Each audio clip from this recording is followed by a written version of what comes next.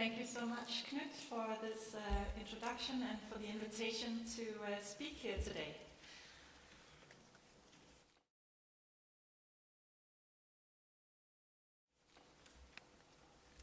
The bust of Nefertiti is well known to us all, I believe.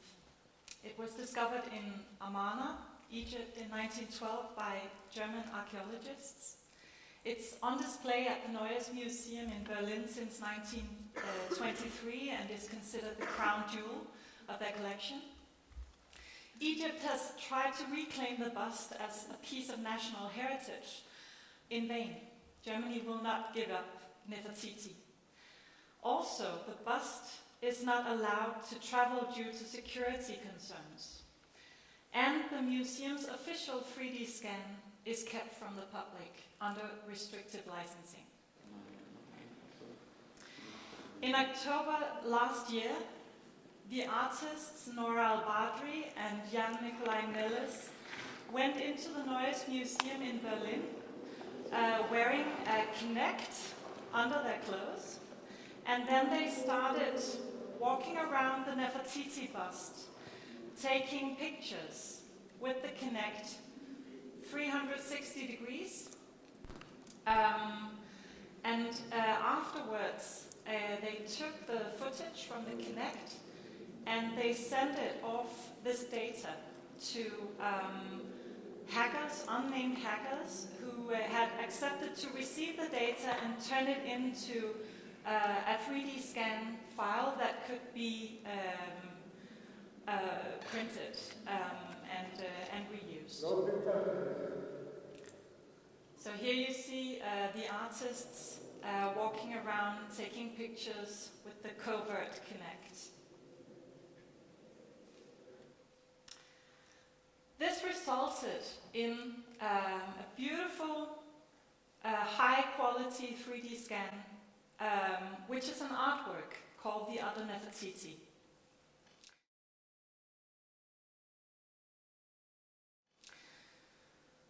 It was released as a torrent at the Chaos Communication Congress in December last year. It was downloaded and seeded thousands of times within 24 hours. And the artist couple have received requests from universities and businesses to reuse the scan.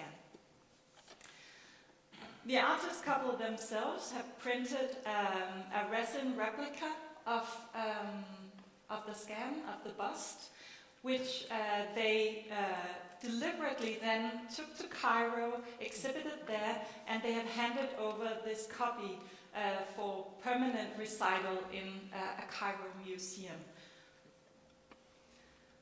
Their own words about this artistic intervention is that the head of Nefertiti represents all the other millions of stolen and looted artifacts all over the world, currently happening, for example, in Syria, Iraq, and in Egypt. Archaeological artifacts as a cultural memory originate for the most part from the global south. However, a vast number of important objects can be found in Western museums and in private collections.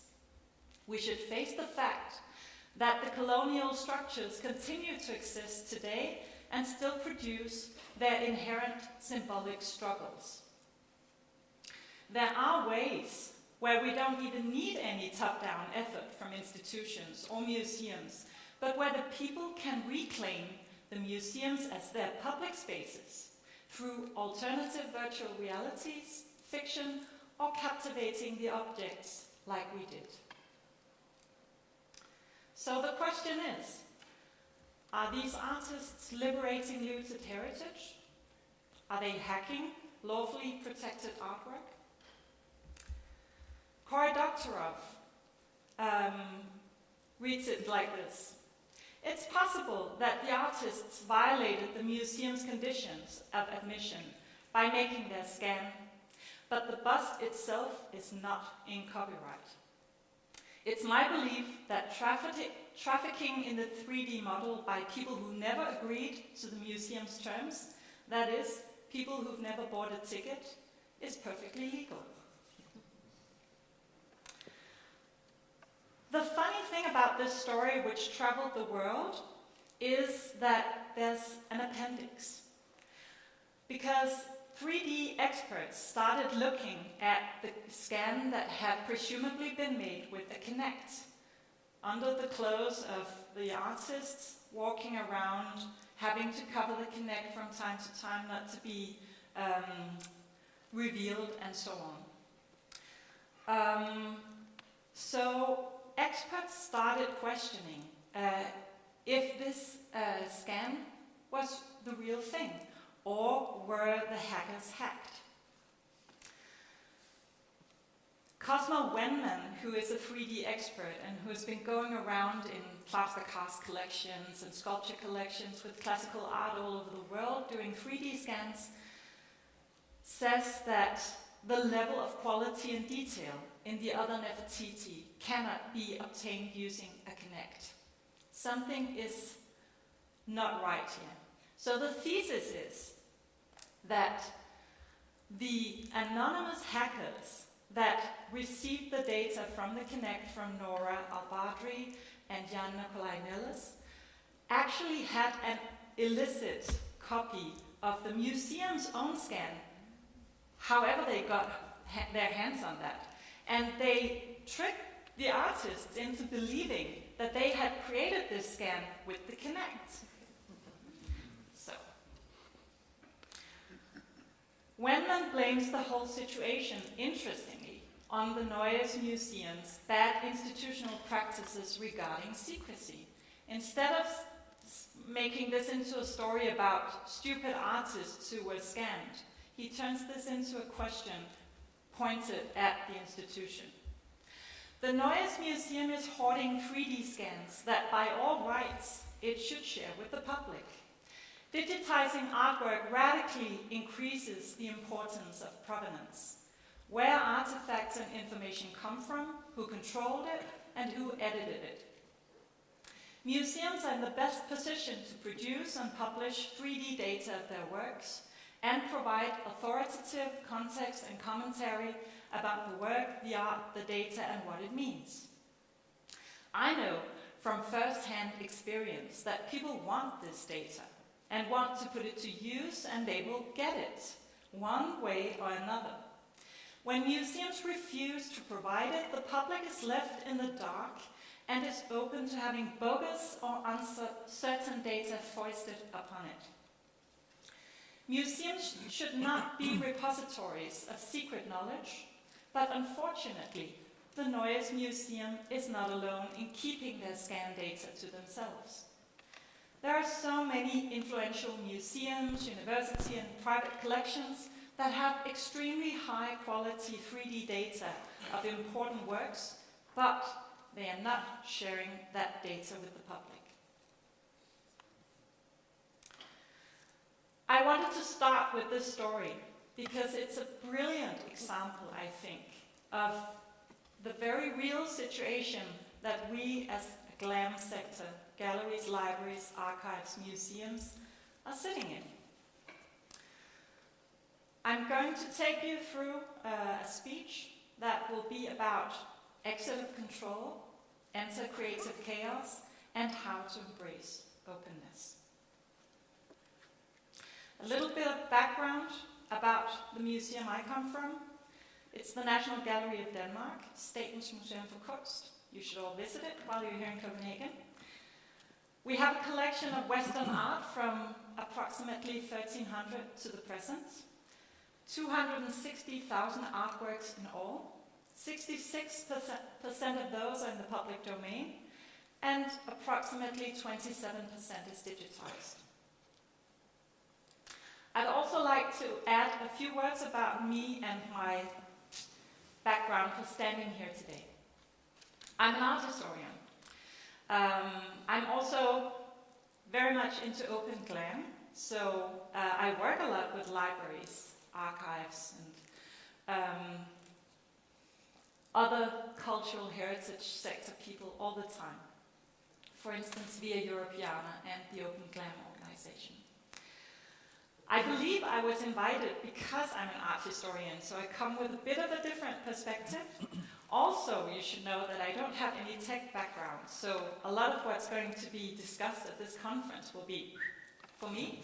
But I listen very carefully, and I'm fascinated by all the potentials and also challenges, but basically just the vast perspectives technologies offer our sector. And this is really guiding my work. And I try to be a DIY learner of digital. I work with research and development in this field. I give advice on copyright and public domain. And I work with standards and policies, both at the national and international level, for instance, via Europeana. And finally, I do a lot of reuse facilitation, which I will come back to in my speech. So, exit control. Clay Shirky has written a wonderful book called Cognitive Surplus, Creativity and Generosity in a Connected Age. In this book, he says famously, information can now be made available in an unlimited number of perfect copies at zero marginal cost. Another book that I'm inspired by these days is The Curve by Nicholas Lovell. In this, he kind of continues the trail of thought from Clay Shirky, stating that focusing on how much it cost you to make something, especially if that thing can be distributed electronically at almost no outlay via the internet, will blind you to the opportunities that this new era of distribution can bring you. Like the other Nefertiti story already showed, there is a growing public demand for free culture.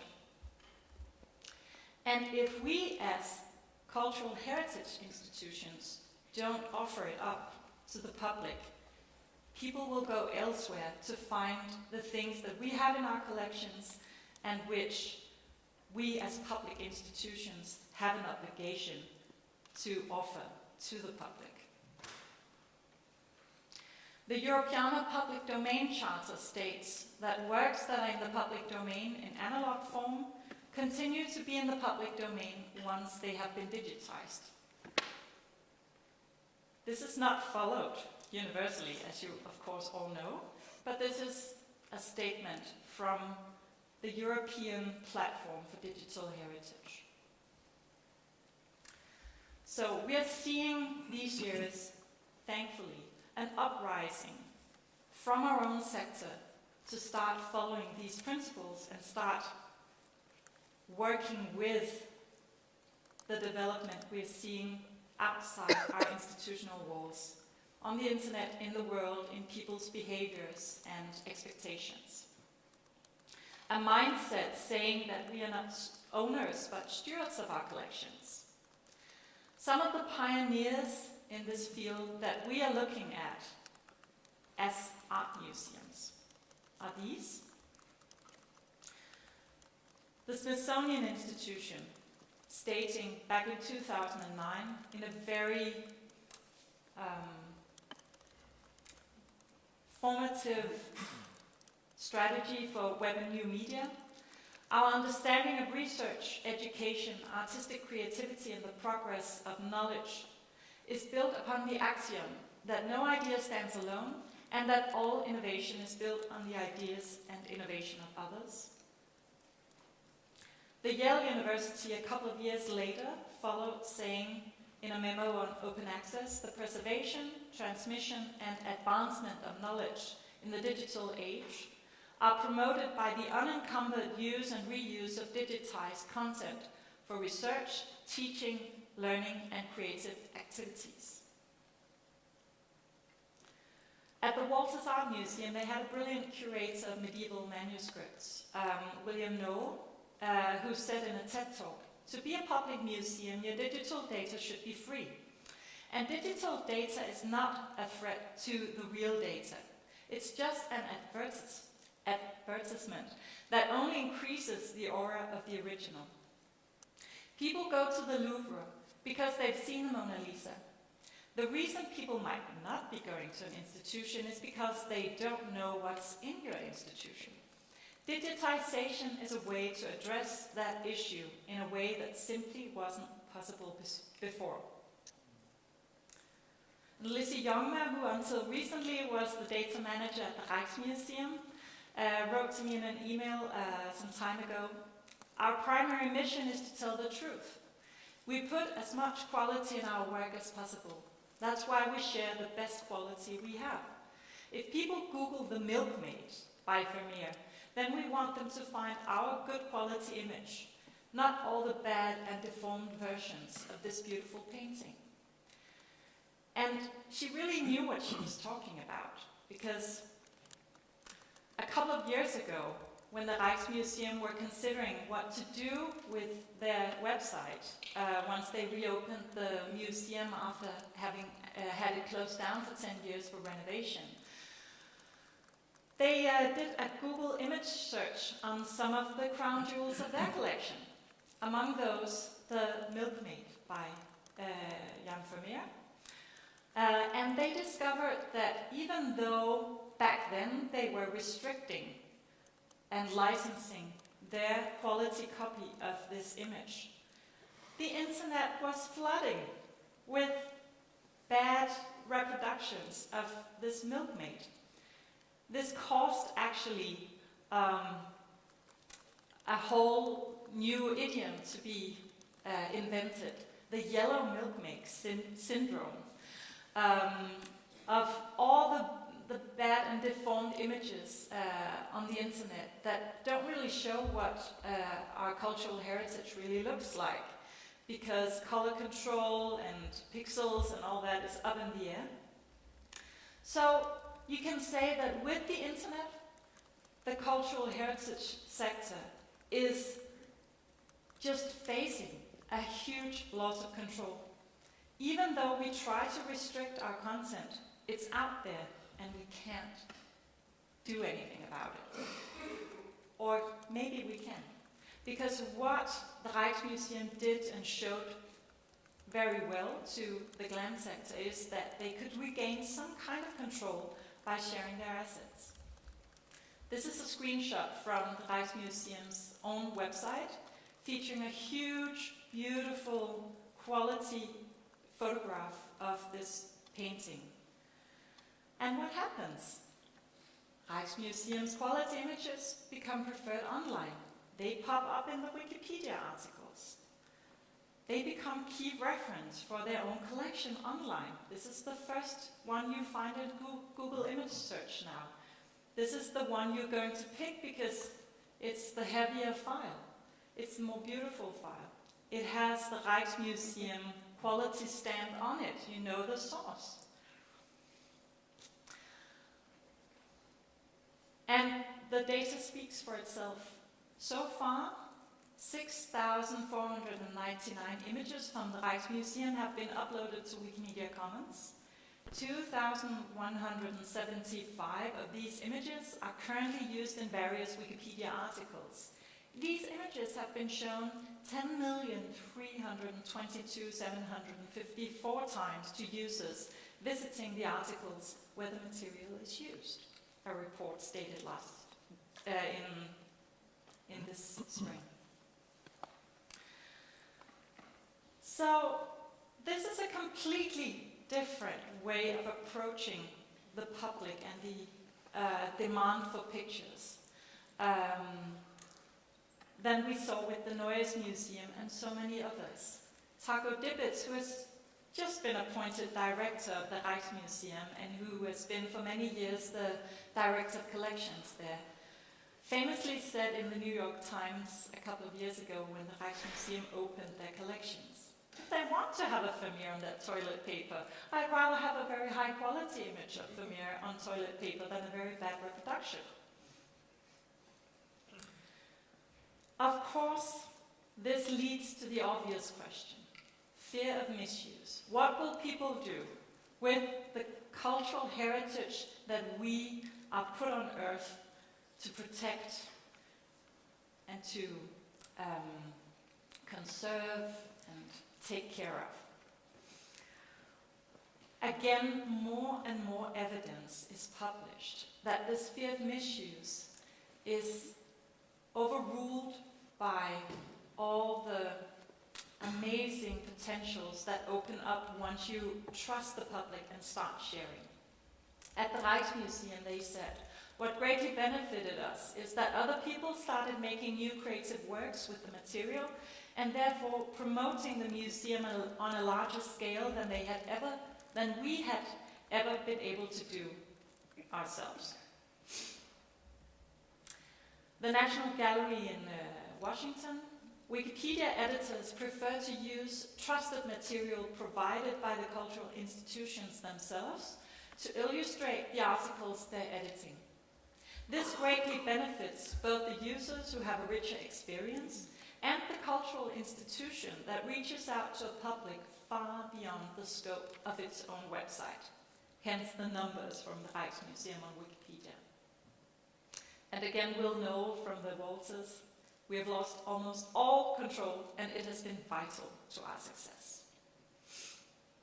I've put all links and sources in the slides that are up on SlideShare, so you can go check out all these sources afterwards.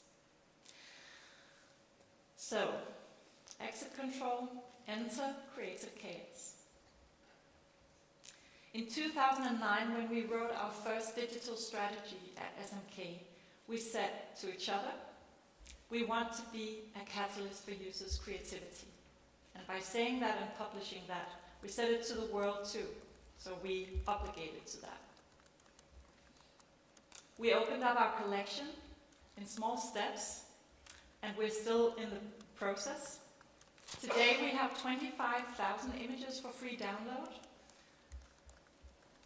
Using the CC0 public domain dedication, you may use these images without asking permission. You can use them for any purpose. And we link, of course, to the Creative Commons page. We're seeing, and we have seen since we started opening up our collections in 2012, a lot of creative and commercial reuse. One of the early examples that really caught our eye is, this is a crown jewel in our collection, Wilhelm Hammershøi's Artemis painting from 1893 to 94. A young artist called Philip West, barely 18 years old, took this huge image file that we released, put it through a computer program. He changed the JPEG format to text. Then it came out as 4,000 pages of text. Then he altered some things in the text, and he converted it back to JPEG, and it came out like this. He has done this with a series of paintings from the SMK, trying to generate software errors in text editors, music programs, and photo editing tools. And beautifully, all the works he produces like this are licensed under a CC BY license, inviting other people to build, adapt, and remix Philip's work. So the story continues. These are 3 paintings from our collection, from various periods. And this is a remix by Jamie Seabuck, who is an American graphic designer based in New Jersey. He stumbled upon our open collection and he just went mad. He created loads of remixes, beautiful work, so elegant. And he told us, I've been creating collage using international museum collections for 20 to 25 years. For many years he would cut up pictures from books and glue them together, but now he's doing it in Photoshop.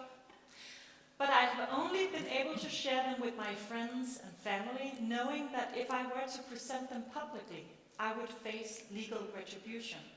Now I am for the first time allowed to share my perspective. And he's a funny guy. So he's also jesting around with these things. So he sent me recently a collage he made of featuring figure A criminal art and figure B legal art. Because to him it's kind of strange that some images he can use and others he can't. And on this left side, he has used some fragments from a Matisse painting. No go.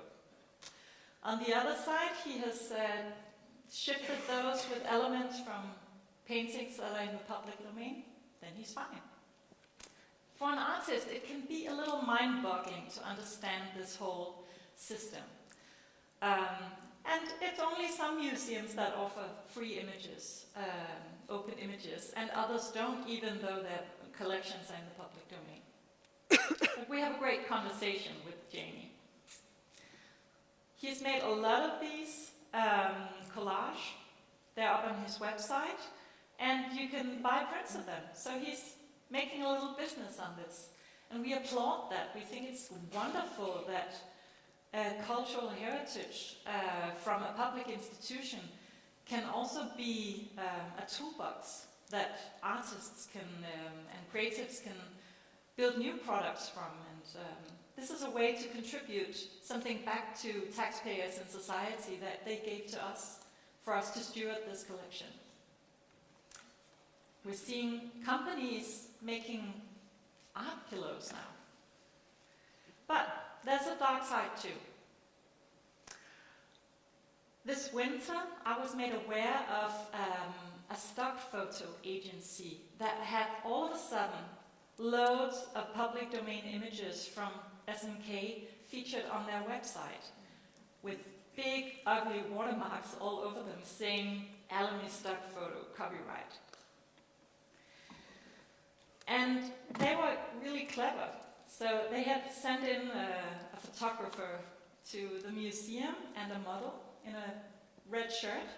And she was standing looking at a lot of paintings, and then they took these smug photos. And I mean, we have a liberal photo policy at the museum. You can take all the pictures you want. You can use them for all you want. You see, she's really walking around the collection. So all of this is fine. These are pictures with some kind of creative production thought behind it, and they all feature public domain artworks.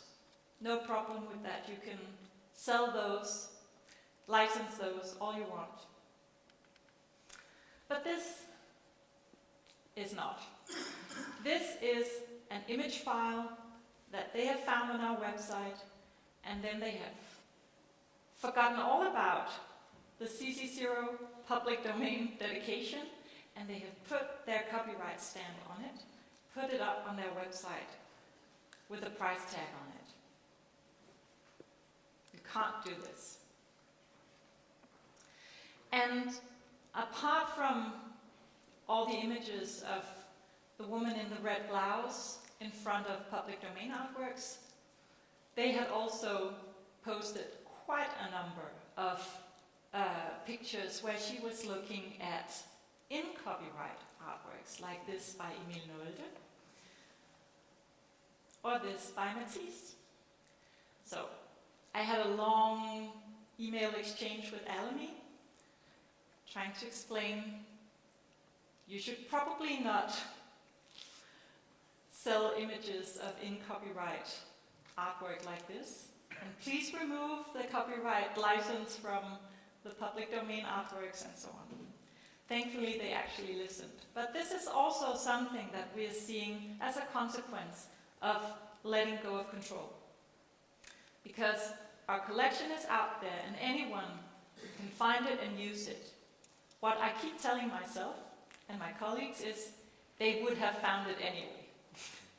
But here we actually have a very clear policy that makes sense. So Alamy and others that we have been in contact with actually respects the public domain logic, and they removed the public domain images with the ugly watermarks from their website, and they don't try to sell those anymore.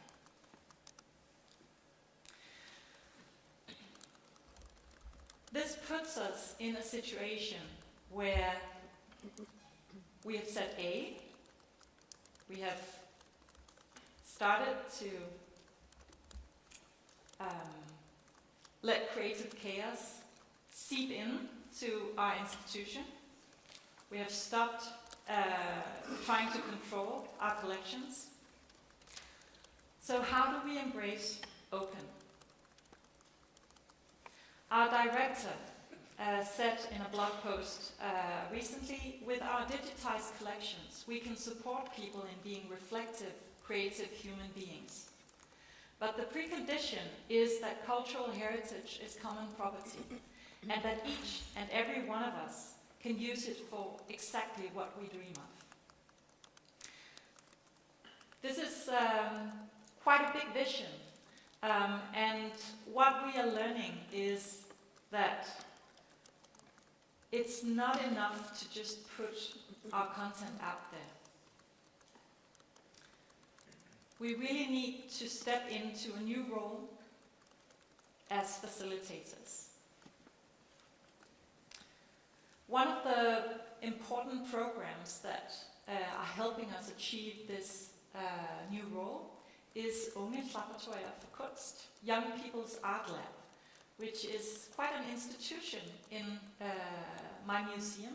It's been running for more than 10 years and has changed a lot during that time.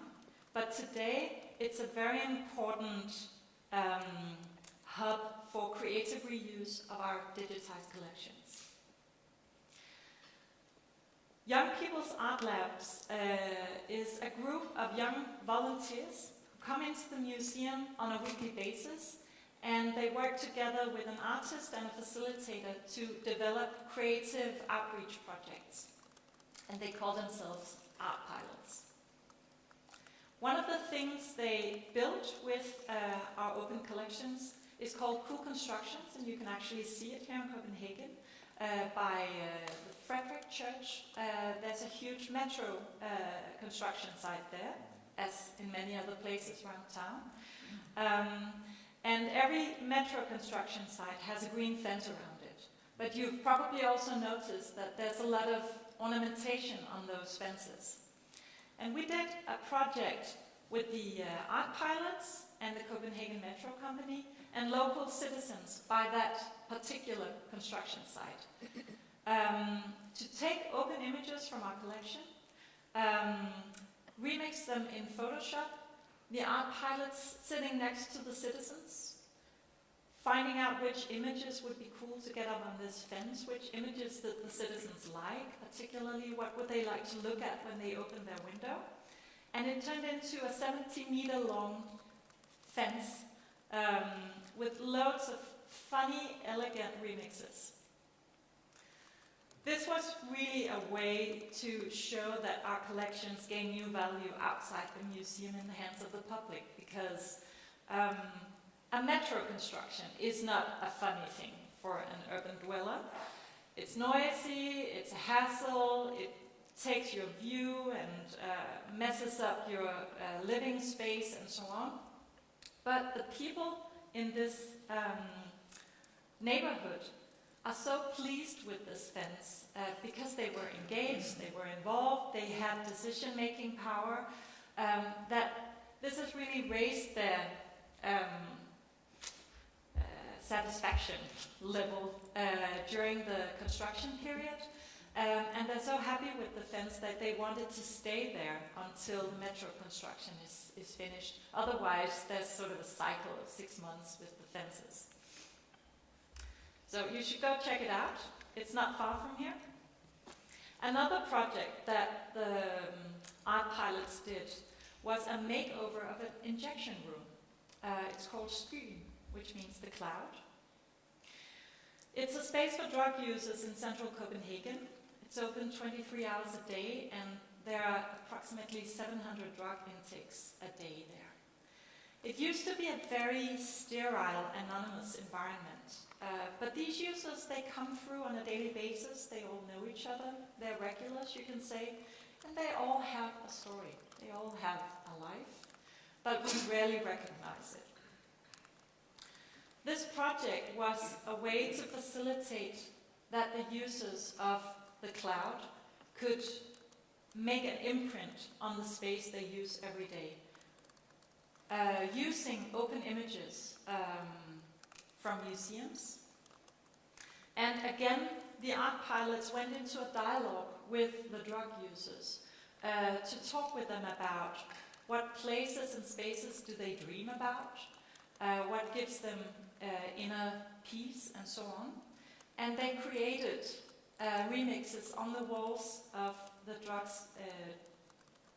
injection room with these images.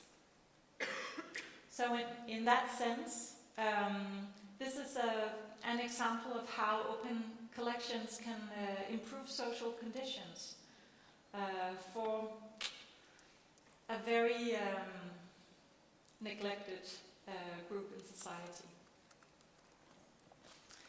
Since 2012, SMK has been part of the Cultural Heritage Hackathon, Hack for DK.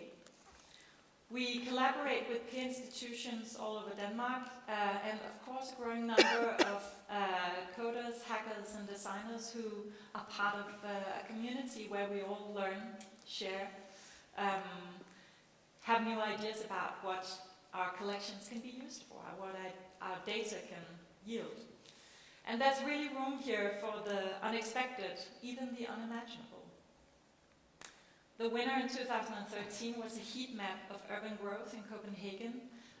It's an animation fed with data from the city archive here in Copenhagen, and it really shows in a visual way how the dwellings of Copenhagen have developed over time. And this is all based on archival records. A funny app that came out of last year's hack is called Lick It Away. And this is based on the Postal Museum, their data set. And you lick your phone in order to stamp your letter, and then you can look into archival letters and stamp collections. Just two examples showing that when we open up our data, this will be used in ways that are first beyond our control, maybe not something we would normally approve of. Maybe we'll actually be amused and surprised. And maybe we will learn that there are potentials in the collections we steward that we didn't have the imagination ourselves to grasp. And that we need the world around us to open up those potentials. This is why we're part of the hacks. Last year, too, we did a remix exhibition. And this was really to try and say, okay, now we have open collections, we should do something with them. And not just outside the museum, but in the museum. So we invited 13 artists and designers to mix up our public domain collections. The artists got to hack the museum for a weekend, just for 3 days. But they were really in the galleries. The concept was remix a public domain work and exhibit your remix next to the original. This was a lot of fun. And the remixes have a wide variety, from laser cut installations, over tapestries, fashion clothes, collage. These designers wore their own remix on the opening evening. We featured Jamie Seebach's collage next to the originals. There was a beautiful projection of 22 Golden Age skies that sort of opened up the ceiling of the museum to an imaginary sky. And there was a beautiful pop-up version of a Hammershøi painting with a motorized moving lights. Importantly, we asked the artists to come to the opening and talk about what remix is, why they need open images to feed into their work, what kind of relationship that gives them to the museum. There was a huge interest from the audience, and there was a really wonderful exchange between old and new here, with young artists unknown outside of the SMK circles that met with our collections and met with our visitors and had a real exchange. And we had so many people attending, so many people having their eyes opened to these potentials that night. A final example of how we try to embrace open is our wiki labs, where we collaborate with Wikipedians, art historians, people interested in art, coming from all kinds of places, to collectively enrich art historical entries on Wikipedia. Because as I'm sure you all know, Wikipedia needs open content. They only accept openly licensed images in Wikipedia because they want Wikipedia to stay open so that it's both an encyclopedia, it's also a query, a resource for everyone to find content they can reuse elsewhere. This is a great opportunity for an open collection because, as we've seen with the Rijksmuseum and other open GLAM museums, once you put your content in Wikipedia, your reach just explodes. So we have monthly meetups at SMK where we work on utilizing open images, learn how to edit, and we always work with an artist or topic of the month, so we have something to work collectively on. And just an example of the effectiveness of working in this open collaborative way, ELAG is a very important Danish artist, and his Wikipedia article was tiny before we started working on him. Then we made him Artist of the Month in March, and afterwards the list of content just exploded, and there were so many people working on this, and today everyone who's looking for content about ELAG online will find a huge validated article full of content with images and links back to SMK. The funny thing is that as a museum professional, we have loads of rules in the way we work, as I'm sure you also do in the library world. When we start collaborating with Wikipedia, we have to abide by their rules because Wikipedia is full of rules and principles in order to keep this global alliance of volunteers in check so that the encyclopedia stays neutral and valid and updated and so on. I'm sure you all know. So when art historians start wrangling with Wikipedia, we often misunderstand or get it wrong, and then an editor somewhere goes in and corrects us. And we're like, hey, we're the experts. Not so much. So we're really also having to learn to be humble in order to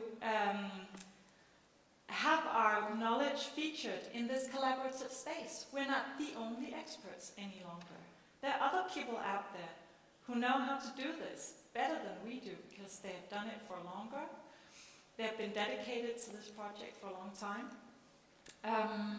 And there's some other standards. I would say that the impact is totally worth it. In 2015 alone, SMK Images got 20 million page views on Wikipedia. And this brings me to the conclusion. Michael Edson, who wrote that strategy that I referred to at the very beginning, the Smithsonian Web and New Media Strategy from 2009, said there, prioritize web and new media programs in proportion to their impact on the mission. Back then, this was quite a radical thought, and now, more and more, we're starting to try and do that. For instance, by investing work hours in collaborating with Wikipedia, because this is how our collections will be used and seen and enjoyed with the biggest impact. What I'm wondering now, after having plumped into creative chaos for some time, is what is the societal good of open cultural heritage?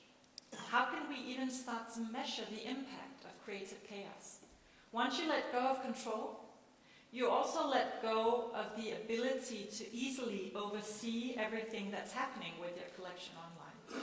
It's difficult to track, and it's even more difficult to understand how it impacts people in ways that maybe can't be measured so easily.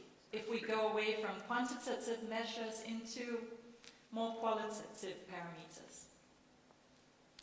Rob Stein, who has been in the American museum world for many years, amazing coder, IT specialist, who has become more and more senior in the museum world, and recently was the deputy director of the Dallas Museum of Art.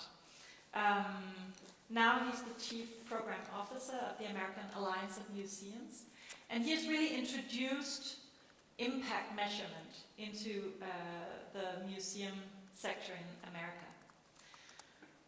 In a recent article, he said now that museums are beginning to have the tools and expertise at their disposal to monitor, track, record, and analyze all the various ways that the public benefits from their work, the real task begins to redesign the process and program of museums and to embed impact-driven data collection into every aspect of our efforts.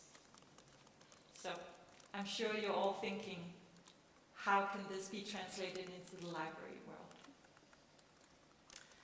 My good colleague, Charlotte S.O. Jensen, who works at the State Archives and National Museum here in Copenhagen, blogged a couple of days ago in a wonderful post saying, "I wish we would measure cultural heritage on learning and happiness."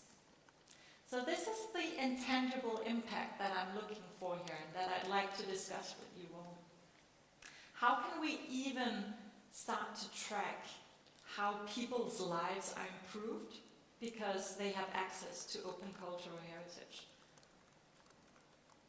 How about capturing if our users become reusers, if they acquire new skills not to do with cultural heritage by wrangling with it, tinkering with it, if they experience a boost in creativity and general happiness, feel empowered, increase their social networks by engaging in cultural heritage, or feel that using cultural heritage increase their life quality.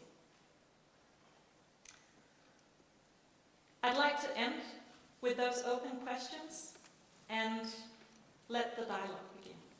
Thank you very much.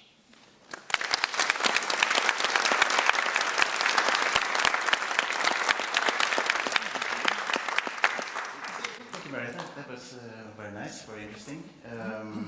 Merete has been willing, she says will be willing to take questions. Obviously, she even asked some of them herself, so if there's anyone from the audience who would like to ask some, we have the runners on the side, so please wait for the microphone if you have one.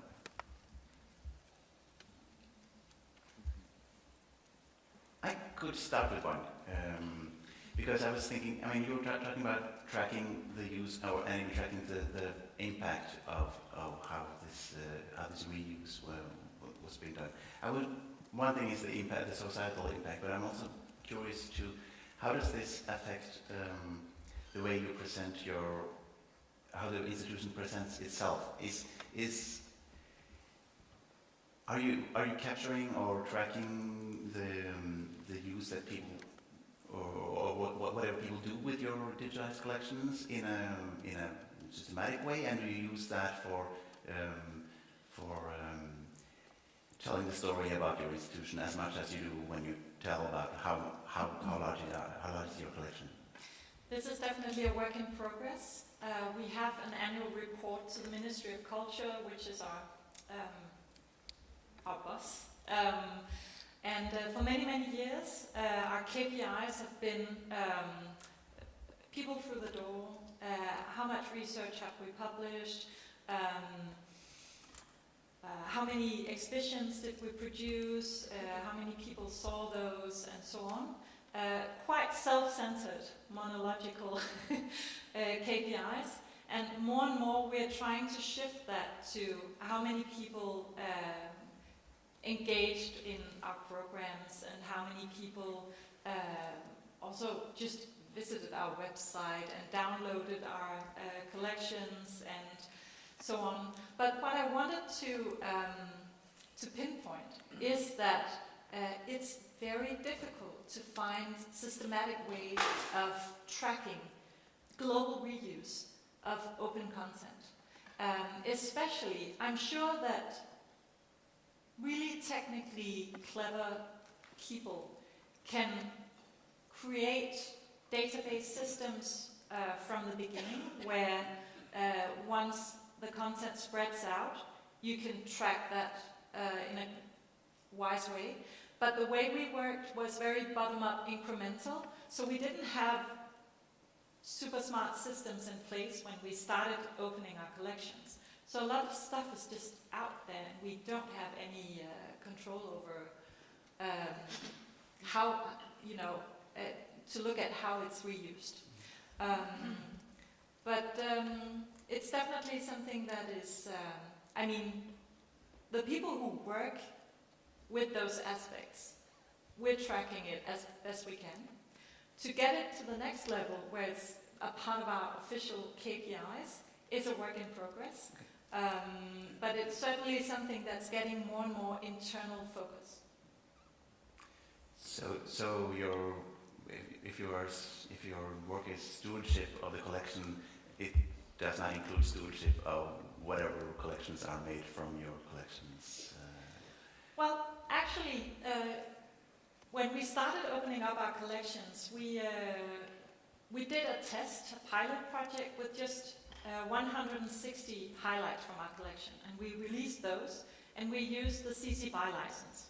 So we demanded the attribution to begin with. While we saw a lot of reuse of those images, it also kicked off a discussion whether we necessarily wanted the attribution, because a part of letting go also entails that some people will do things with the collection that we don't necessarily support, but it's their right, because the collections are in the public domain, so we shouldn't stand in the way of people doing all kinds of things like, painting a mustache on Mona Lisa. But this actually made us decide when we went from pilot project to an open policy for our collection in 2014, that we went from CC BY to CC 0 because we didn't want to ask for the attribution as a demand. We just asked people nicely to not do anything stupid, but it's up to you. Do you have a question, Martin? Yes.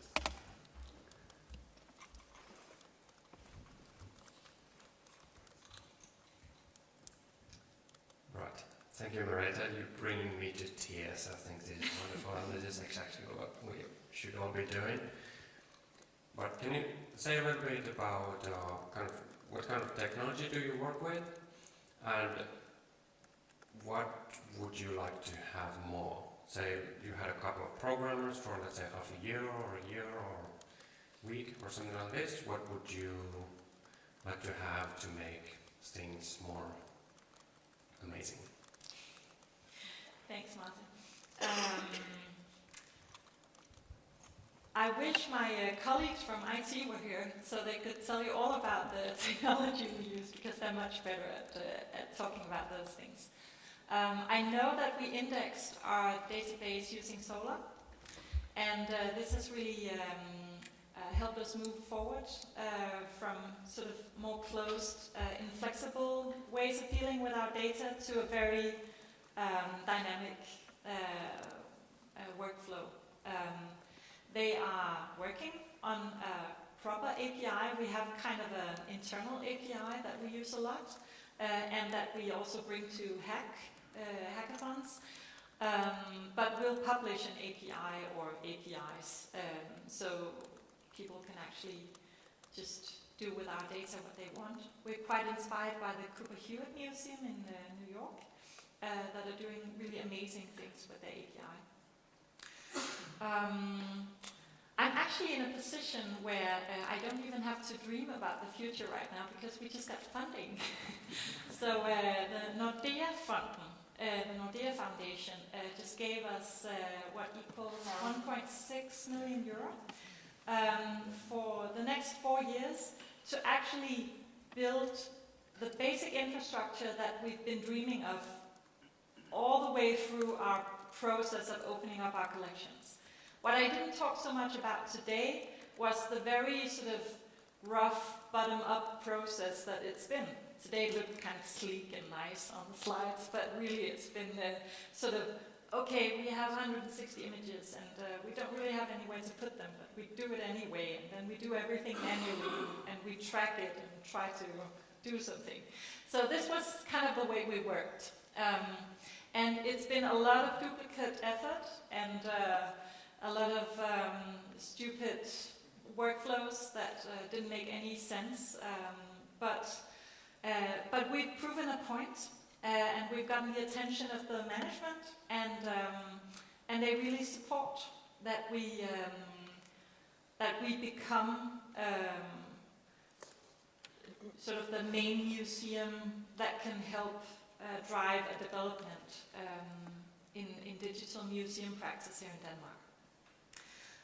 And that brings around obligations. So what I really dream about is to get a great, smooth infrastructure in place, API, DAM, smooth interaction with a new website that makes sense in the back end and in the front end too. So these are sort of boring answers I can hear, but it's kind of the. Have you all tasted rugbrød, the dark Danish bread that we have all the time? It's kind of sour, and we say this is sort of animation, game industry, and so on, who just came in and said to us, "Why are you doing things like this?" Because we don't tell ourselves.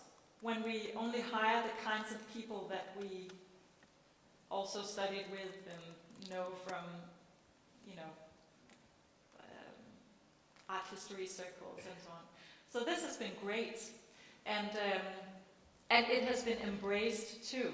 But of course, you don't just give up immediately. You have the debate and the fighting, and then you both grow, I think. So the meeting of different competencies has been really important. And then also, I mean, people like me have definitely tried to acquire new skills. And it's been funny to be an art historian with a leg in the digital camp, because although I've often lacked deep technical skills, I've also been an important kind of translator between the art historians, the curators, and the